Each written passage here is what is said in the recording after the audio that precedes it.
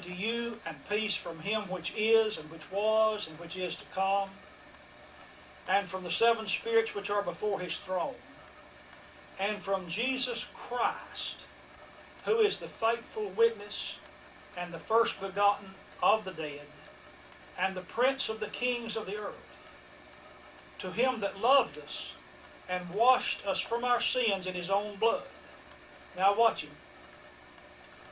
And hath made us to be a kingdom, the King James says. I beg your pardon, the American Standard. And hath made us to be a kingdom and priest unto God, his Father. To him be glory and dominion forever and ever. It is the word priest, priests, plural, that I want to emphasize here. This text says that those who are in the family of God, those who have been called out of the world into that assembly that God is gathering. I'm going to stay on it. I'm sorry. We got to get used to it. These living stones that are in the building, they are in this verse said to be priests. Each one of them. That's critical. Some people I've read after lately call that the universal priesthood. And rather, according to the Scriptures, there's no authority whatsoever for having a priest that tries to stand between us and God. There's one mediator between God and man, Christ Jesus. We go straight to the Father through Jesus Christ. But I'm citing this passage right here because it, I believe, runs counter to the idea of having one man to do the teaching in the assemblies. Because everyone is a priest, and the Apostle Paul said that all might participate in the assembly if they did it orderly and one by one. So to set one man up and put the sign out on the road in front of the building that says Minister John Doe, and he's referred to as our minister, and by the way, most of the time called Brother Jones or Brother Smith, capital B.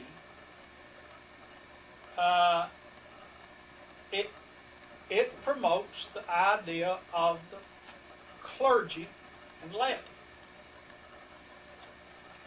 Well, let's go a little farther. I suggest to you that it causes believers to neglect their individual responsibility. I call your attention now to Hebrews chapter 10, verse 24. It's amazing how that I could have read these things over and over and over, and you use the passages to draw out one particular teaching, and yet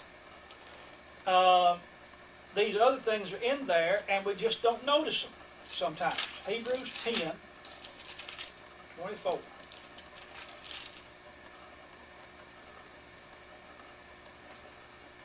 And let us consider one another to provoke unto love and to good works.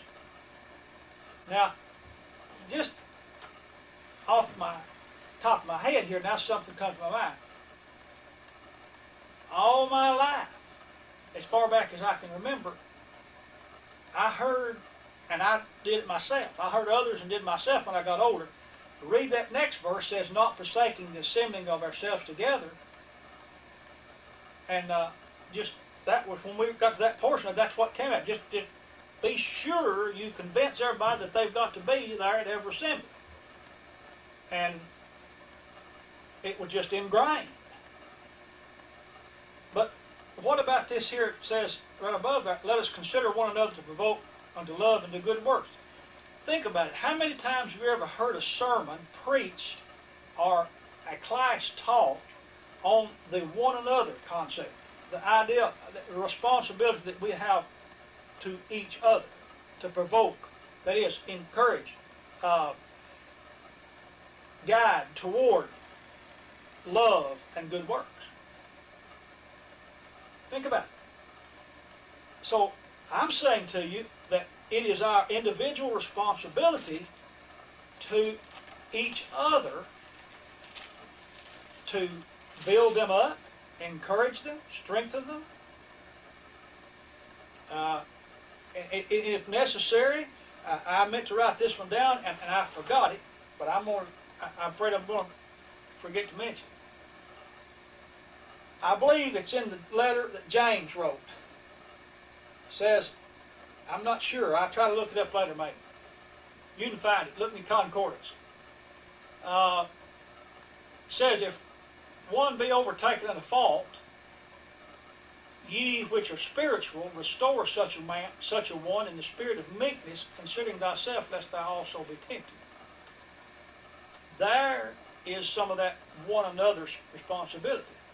Now, at that time, ye that are spiritual, I think I've said in another tape, I think now those who had the miraculous gifts of the Spirit, they were guided by the Spirit. And they would take the leadership in that. Today, nobody has the miraculous gifts of the Spirit, and I think I've already tried to show you that. But we have to rely on the written Word, and therefore it comes each one's responsibility to try to help another and each other. If I get involved in something, doing things that are wrong, then it's responsibility of my brother to come and talk with me, reason with me, try to get me to stop that and bring me back into the way that I ought to be walking. Another one that's comparable to that is, I may be in James 2. Confess your faults one to another and pray one for another. Think about it. Think about the practice that you've seen where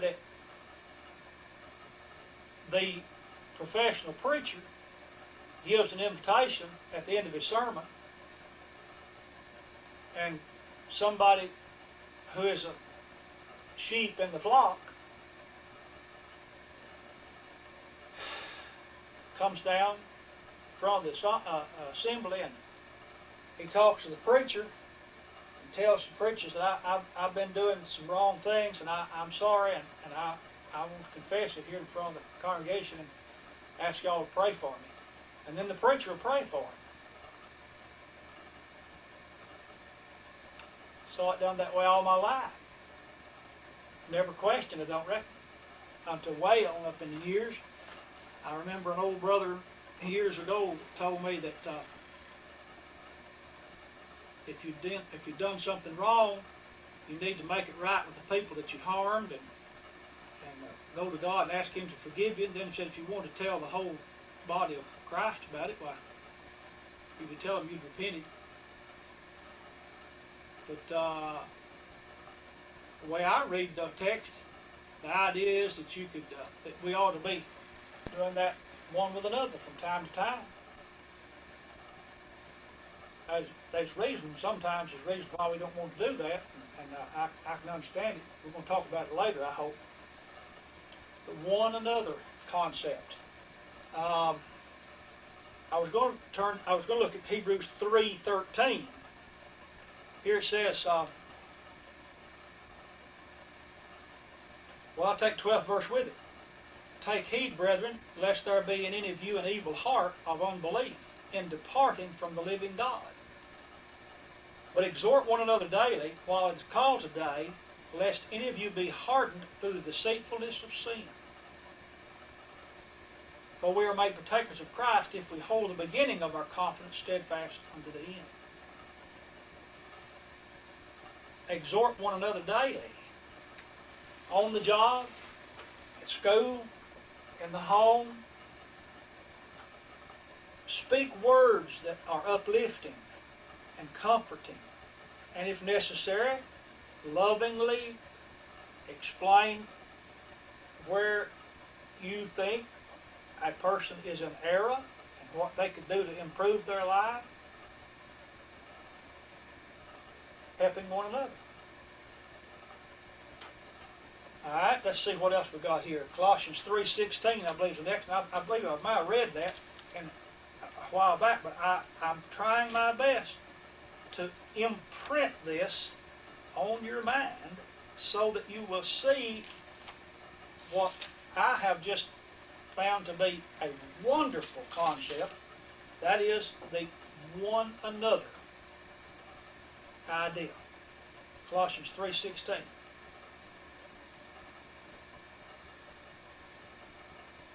Let the word of Christ dwell in you richly in all wisdom, teaching and admonishing one another in psalms and hymns and spiritual songs, singing with grace in your heart to the Lord. Now, I read that all my life, far back as I can remember. But look about that part, teaching and admonishing one another in psalms and hymns and spiritual songs.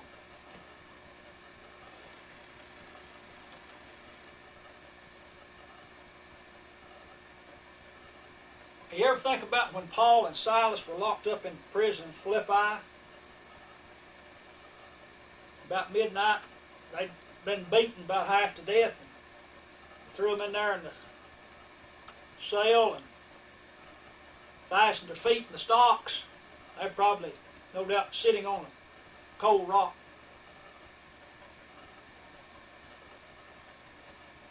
About midnight, Luke says that Paul and Silas were singing, praying, I believe it says. Might have just been singing. I know they were singing, praising God. It said the prisoners heard them.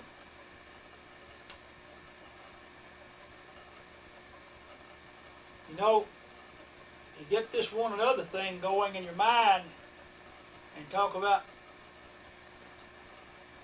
daily, different places, you know. Maybe they didn't always have to have a big assembly before they did some teaching or some singing, trying to teach one another and exhort one another with songs, hymns, spiritual songs.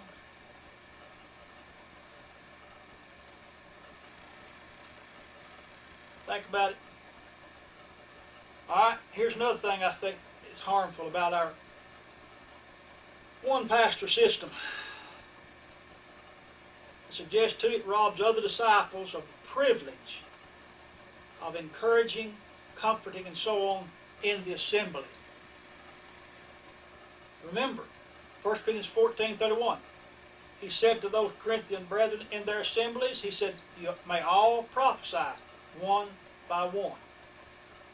They didn't have to all in the assembly do it every meeting, but they all would have the opportunity to.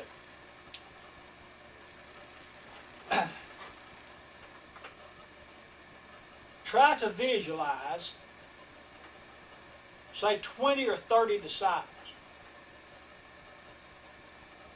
They're meeting wherever, out yonder under a big tree or in a rented hall, in somebody's house.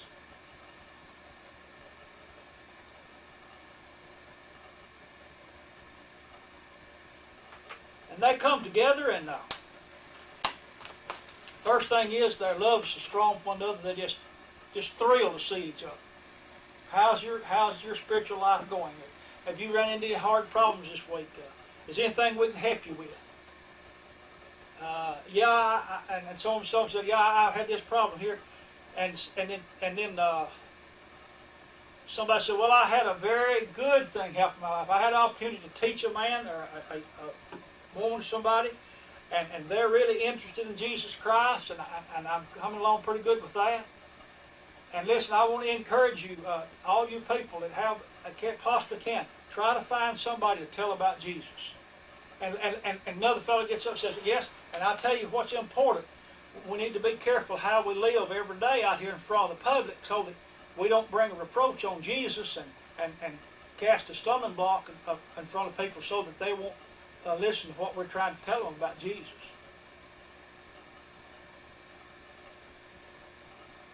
And each one taking turn talking about it. And maybe just maybe somebody might start talking about how wonderful it is to be in the family of God and what it means to me as an individual. And I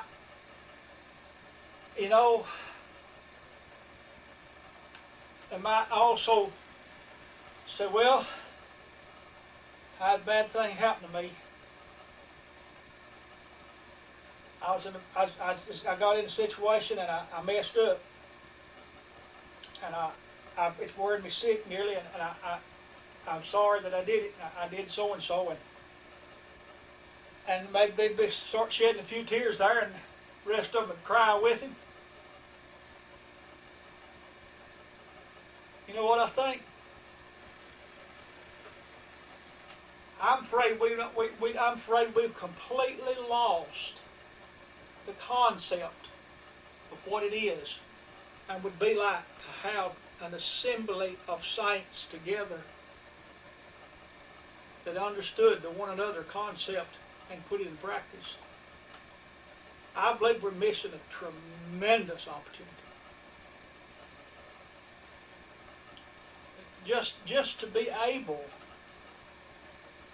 to have left that assembly, having been encouraged, prayed for,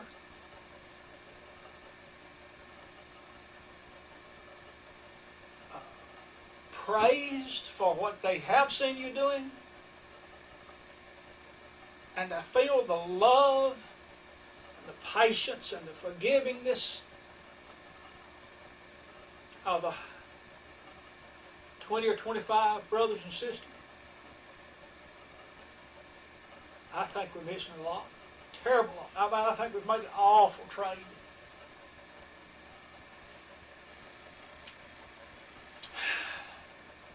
And here's something that's one of the worst things that I believe this does. This one professional preacher who is hired by a congregation and given the duty and responsibility of teaching the church, the assembly. It promotes the idea that there's the Lord's work and then there's secular work. I think this is a major error. How many have you ever heard anybody say, I heard that so-and-so is going to give up his secular work and go into full-time preaching?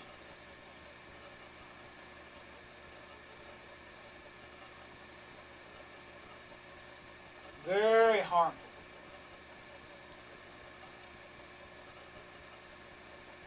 Let me read a passage or two to you here right quick. Let's see, find in Ephesians chapter 4.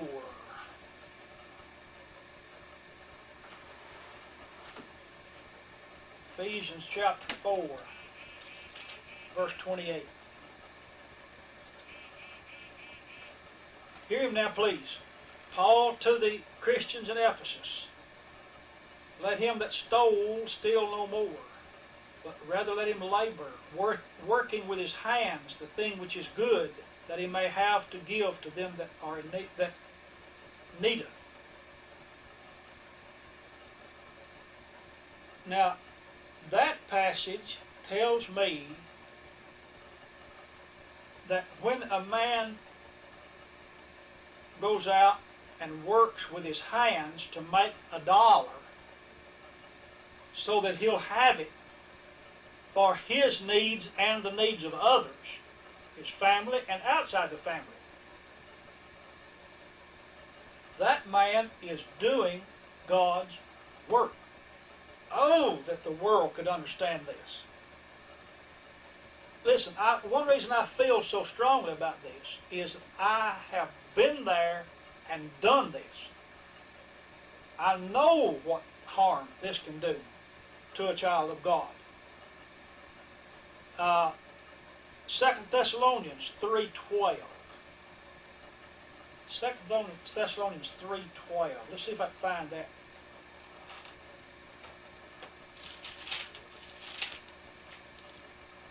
Three and 12. He's talking about, I'll back up and catch a verse or two before it.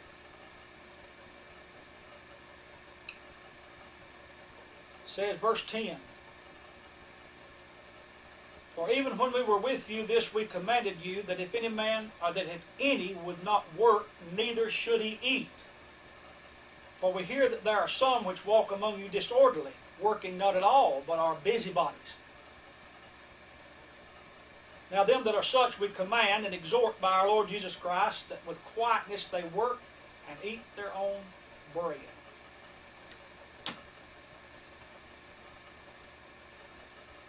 Why, dear listener, when we obey that command right there, get out and work, we're doing the Lord's work. That's what God wants us to do. Let me see if I can find this right here in Colossians. I believe it is. Yeah, Colossians 3. Right, quick, I'm going to run out of time. Colossians chapter 3 and verses 22 through 24. All right, here is instructions he's given to different ones, to husbands, wives, children. It comes to what they had at that time, servants. And we could apply it to our, when we work today for a company or some individual, employee. He says, servants, obey in all things your masters according to the flesh, not with eye service as men pleasers, but in singleness of heart, fearing God. And whatsoever ye do, do it heartily as to the Lord, and not unto men, knowing that of the Lord ye shall receive the reward of the inheritance, if you serve the Lord Christ. Oh, me. He says there that when you're working for, those were slaves, a lot of them. Some of them were maybe a little better level than that, but it was a hard life.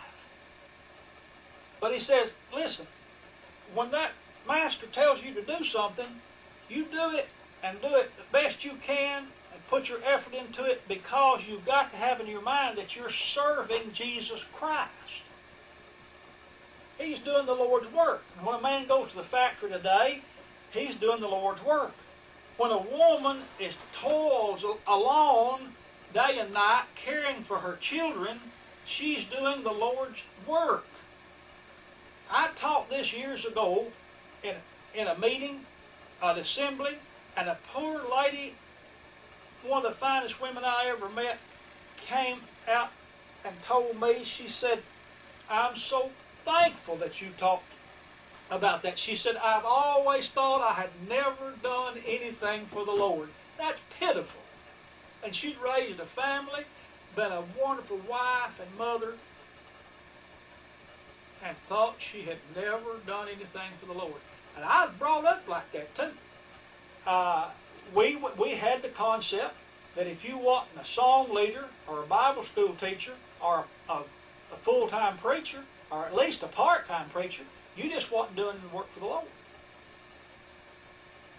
And that just worried me nearly sick, that I was spending so little time doing the Lord's work, and all these hours out here doing secular work. But beloved, the Scriptures don't recognize that type of system. It's just not there. I remember several years ago, I was working on a landscaping job, and there were two seminary students that were there putting in an irrigation system on this job. And they were digging ditches, working hard. And I said to one of them, maybe both of them, I said, how'd you fellows like to do this the rest of your life? And one of them spoke very curtly and said, I'm going to give my life to the service of the Lord. And I didn't say anything back. I didn't figure there's any point in it. Now, that's the attitude. See, he was trying to be a priest, and he was going to give his life in the service of the Lord. These poor souls out here going to the mill and the factory and the farm and working in the home and take care of the children and all that, that's not the Lord's work. I'm going to give my life to the work of the Lord. And that, I tell you, people might not have meant it that way, but now that's the way I grew up. And I'm going to talk some more about it in the next tape, I hope. But it caused a lot of heartache in my life. And I'm trying to share this so that somebody, someday, may pass this information on so that somebody can avoid going through what I went through. And that's just a minor thing. And so they realize the harm that it's doing to the body of Christ. There's no difference, my friend.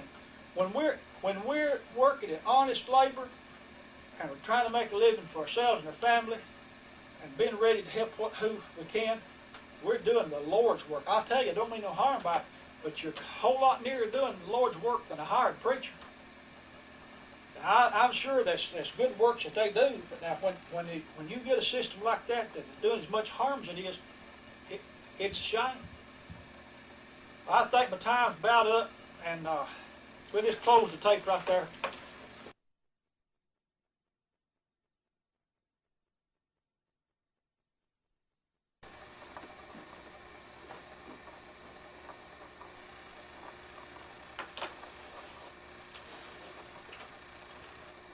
I'm still trying. I want to try to correct a mistake that I made in one of the last few tapes. I probably should have tried to figure out which one it was, but I'm sorry I didn't take the time. But in talking about a text or a verse that I cited concerning edifying one another, is found in 1 Corinthians chapter 10, verse 23.